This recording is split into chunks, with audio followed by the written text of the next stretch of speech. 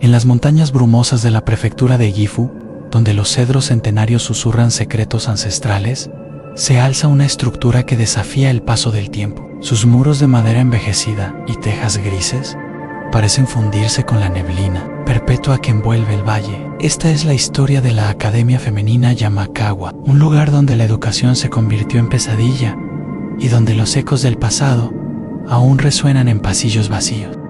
Nuestro relato comienza en el otoño de 1987, cuando un grupo de investigadores paranormales japoneses recibió una llamada que cambiaría para siempre su percepción sobre lo que consideraban posible. La voz al otro lado de la línea temblaba. De terror era Kenji Tanaka, un contratista de demolición que había sido contratado para derribar lo que creía era simplemente un edificio escolar abandonado. Durante semanas después del intento de rescate, experimenté lo que solo puedo describir como sangrado dimensional, explicaba Rossi. Veía a las estudiantes de la academia apareciendo en mi vida cotidiana, en cafeterías, en el metro, en mi propio apartamento. No eran alucinaciones, otros las veían también, pero las percibían como chicas normales en uniformes escolares.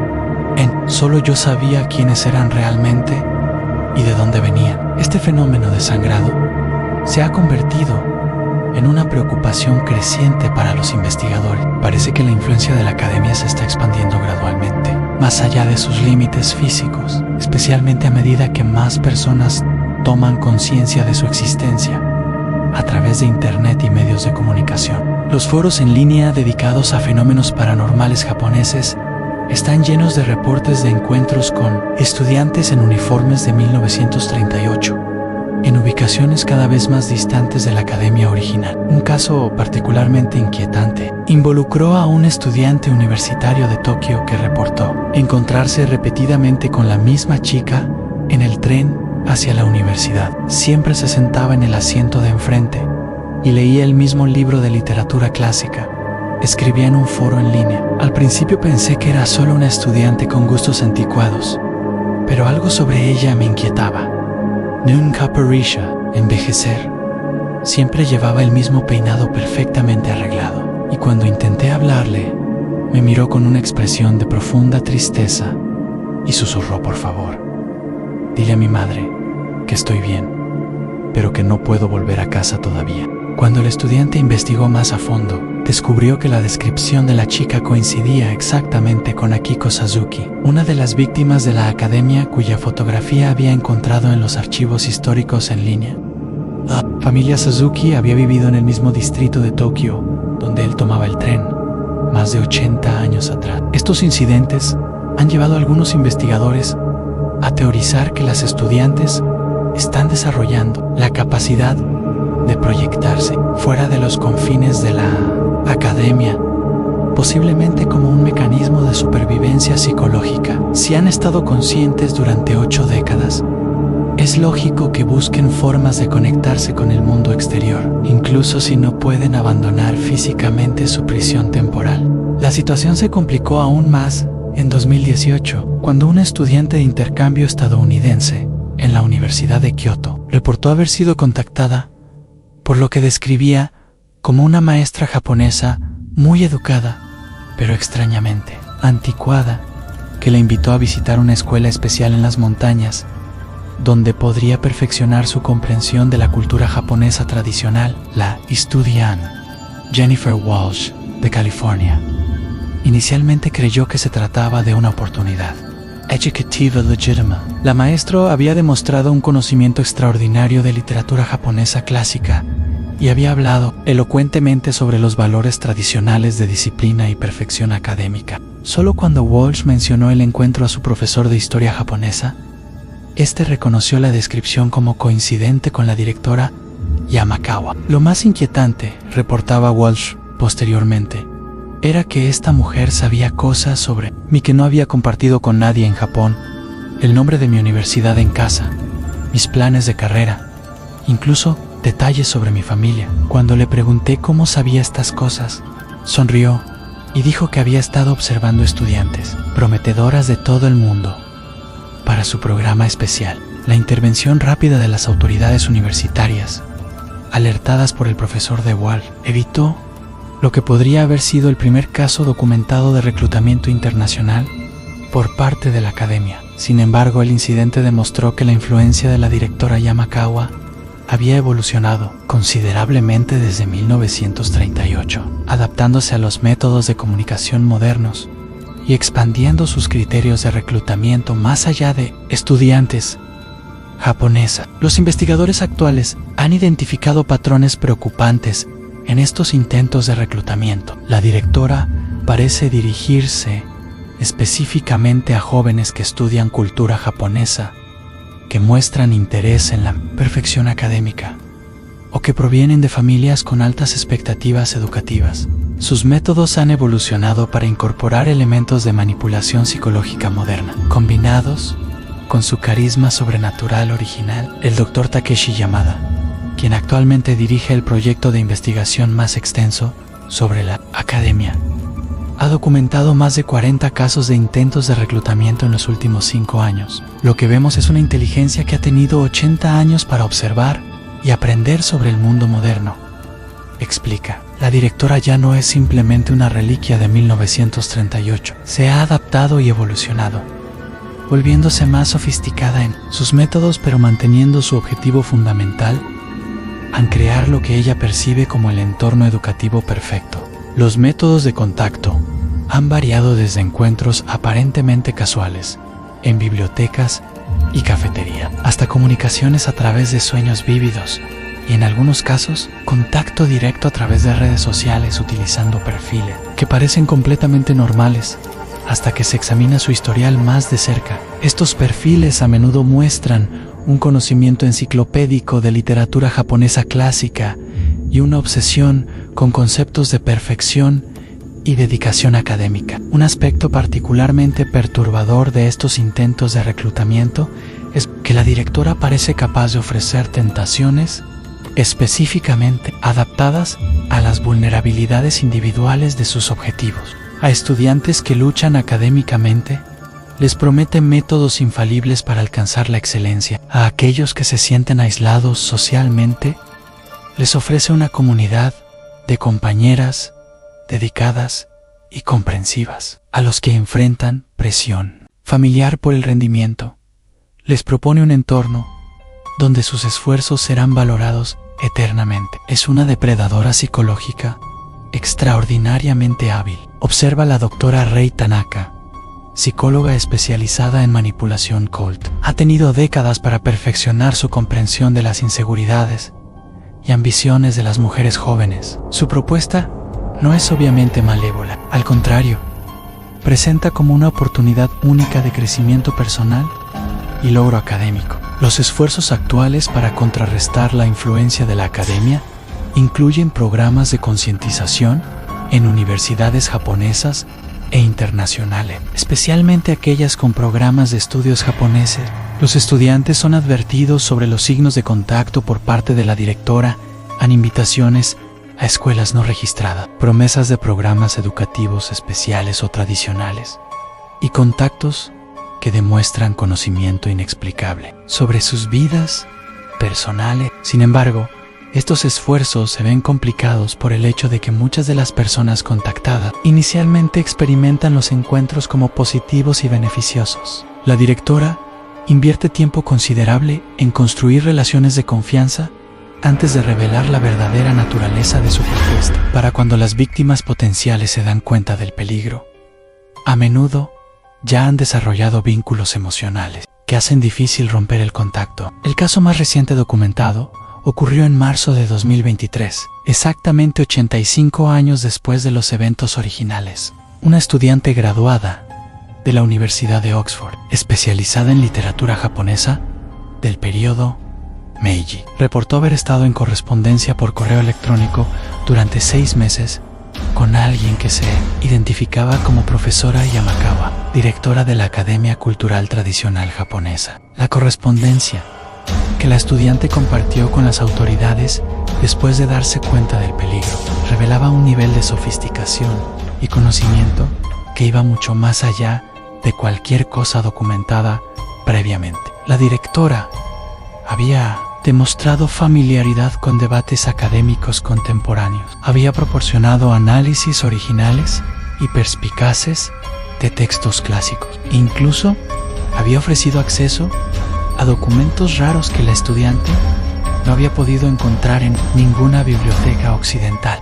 Su conocimiento era genuinamente extraordinario, admitía la estudiante. No solo conocía los textos que yo estaba estudiando, sino que ofrecía interpretaciones que mostraban una comprensión profunda de los contextos históricos y culturales. Parecía tener acceso a fuentes primarias que yo había estado buscando durante años. Cuando finalmente me invitó a visitar su academia, parecía la oportunidad académica de toda una vida. Solo la intervención de un profesor que reconoció el nombre Yamakawa evitó que la estudiante viajara a Japón, para lo que habría sido casi con certeza su desaparición permanente. La correspondencia cesó abruptamente después de que las autoridades universitarias contactaran a la policía japonesa, pero no antes de que la directora enviara un mensaje final que inquietó profundamente a todos los involucrados.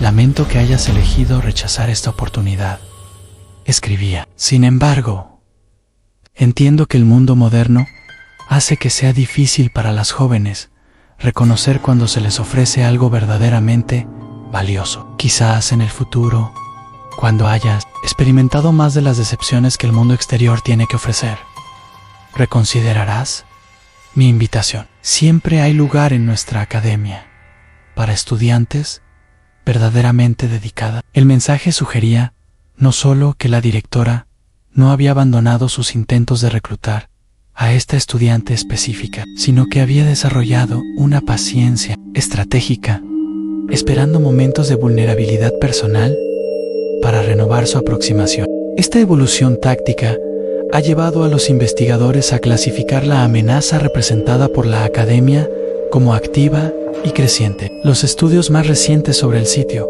han utilizado tecnologías de punta, incluyendo cámaras térmicas de alta definición, equipos de detección electromagnética avanzados y sistemas de monitoreo de audio que pueden capturar frecuencias por debajo y por encima del rango auditivo humano normal. Los resultados han proporcionado la evidencia más clara hasta la fecha de que la academia existe simultáneamente en múltiples estados temporales. Las cámaras térmicas muestran patrones de calor que corresponden a cuerpos humanos moviéndose por el edificio en horarios escolares regulares, a pesar de que no hay nadie físicamente presente.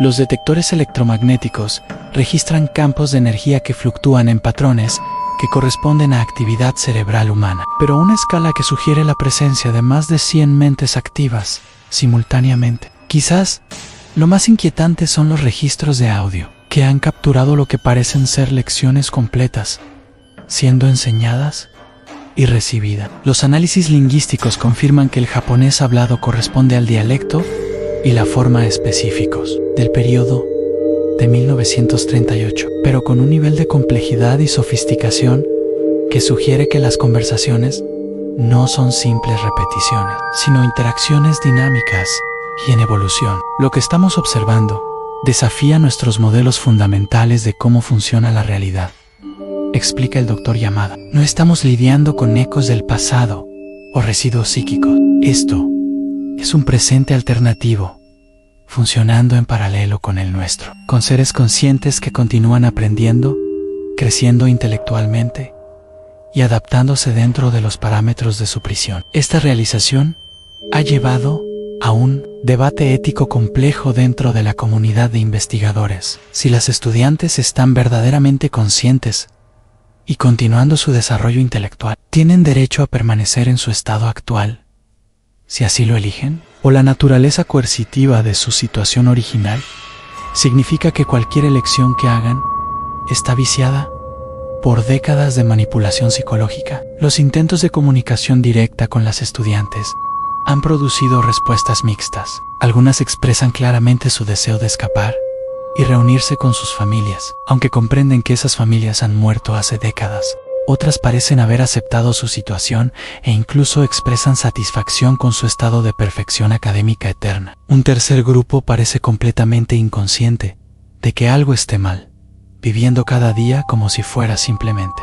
otro día escolar normal. En 1938, la diversidad de respuestas sugiere que la directora no tiene control total sobre las mentes de las estudiantes, nota la Tanaka. Algunas han mantenido su autonomía psicológica y continúan resistiendo mentalmente, mientras que otras han sido completamente asimiladas al sistema. Esto podría proporcionar una clave para desarrollar métodos de liberación más efectivos. Los intentos más recientes de rescate se han enfocado en trabajar con las estudiantes que mantienen conciencia de su situación, utilizándolas como aliadas internas para debilitar gradualmente el control de la directora.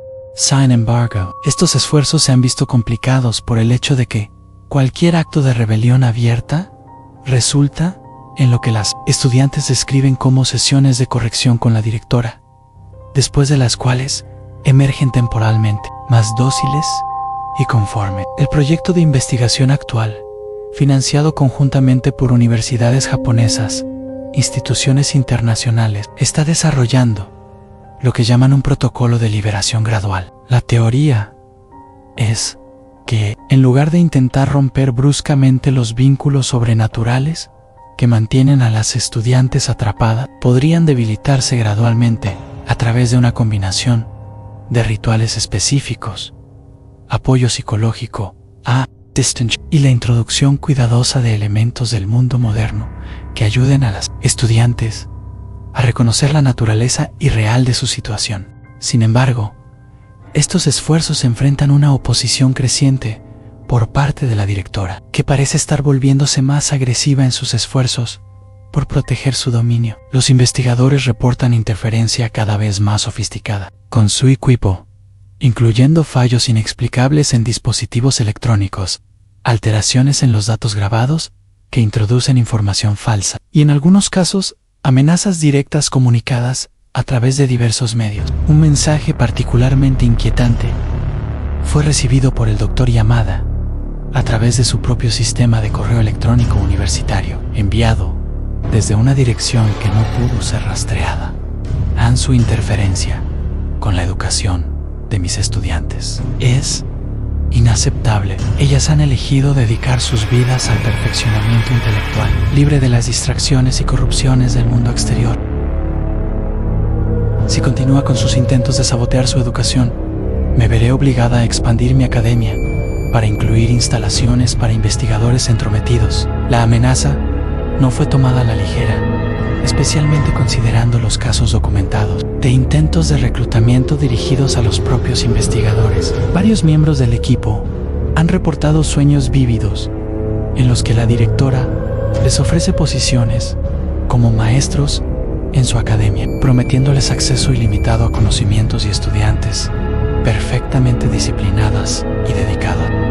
Lo más perturbador de estos sueños, reporta el Dr. Yamada, es que son genuinamente tentadores. Él presenta una visión de la educación libre de todas las frustraciones que experimentamos en el sistema moderno en estudiantes completamente comprometida, tiempo ilimitado para explorar ideas complejas y la garantía de que nuestro trabajo tendrá un impacto duradero.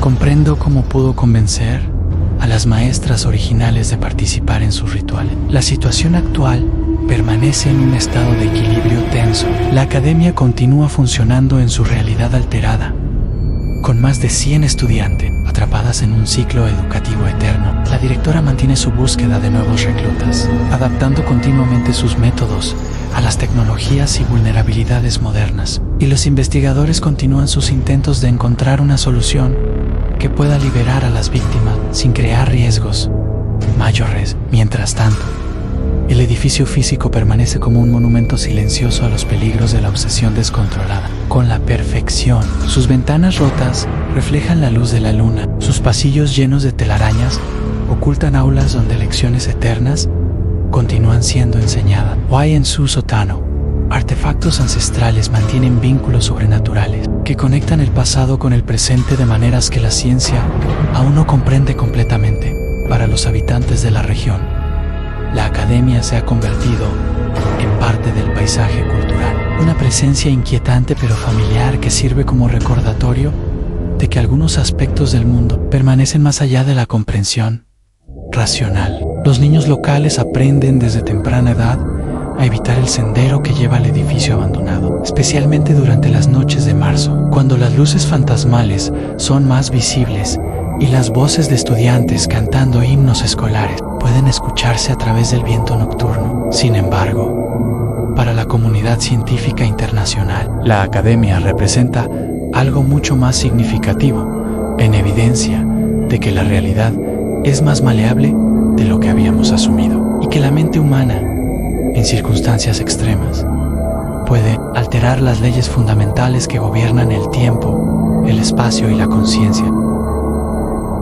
Si una educadora obsesiva de 1938 pudo crear una bolsa temporal donde sus estudiantes continúan existiendo décadas después de sus muertes físicas, ¿qué otras alteraciones de la realidad podrían ser posibles? Esta pregunta mantiene despiertos por las noches a muchos de los investigadores involucrados en el proyecto, no solo por las implicaciones teóricas, sino por la comprensión gradual de que la Academia Femenina Yamakawa podría no ser un caso único. En archivos polvorientos de bibliotecas japonesas han comenzado a encontrar referencias a otros sitios con historias similares. Un monasterio budista en Hokkaido, donde los monjes continúan cantando sutras décadas después de su desaparición. Oficial, una escuela militar de la era Meiji, donde los cadetes marchan eternamente en formación. Un conservatorio de música en Kioto, donde conciertos espectrales atraen audiencias que nunca regresan a casa.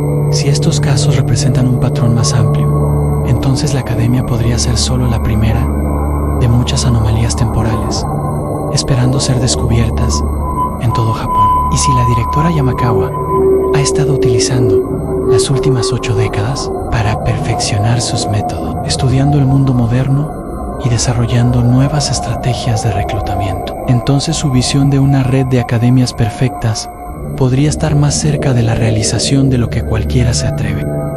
Imaginer, en las montañas brumosas de Gifu, donde los cedros centenarios guardan secretos que el tiempo no ha podido borrar, la Academia Femenina Yamakawa espera. Sus estudiantes continúan asistiendo a clases que nunca terminarán, estudiando lecciones para exámenes que nunca tomarán, preparándose para graduaciones que nunca llegará. Y en algún lugar, dentro de esos pasillos eternos, una directora que sacrificó su humanidad por un ideal imposible continúa enseñando, esperando pacientemente el momento en que pueda compartir su visión de perfección educativa con el mundo entero. La pregunta que mantiene a los investigadores trabajando, a pesar de los riesgos personales y las amenazas sobrenaturales, es simple, pero urgente. ¿Cuándo será demasiado tarde para detenerla? No pueden pedirme que regrese allí. Repetía una y otra vez lo que vi, a lo que escuché, esas voces de niñas pidiendo ayuda, los pasillos que cambian de lugar cuando no los miras directamente, las puertas que se abren solas, revelando aulas llenas de sombras que toman forma humana. Los investigadores, liderados por el renombrado parapsicólogo Dr. Hiroshi Matsumoto, inicialmente mostraron escepticismo. Sin embargo, cuando 3 miembros más del equipo de demolición reportaron experiencias similares, y uno de ellos fue encontrado en estado catatónico en el sótano del edificio, balbuceando nombres de estudiantes que habían fallecido décadas atrás, la situación tomó un giro.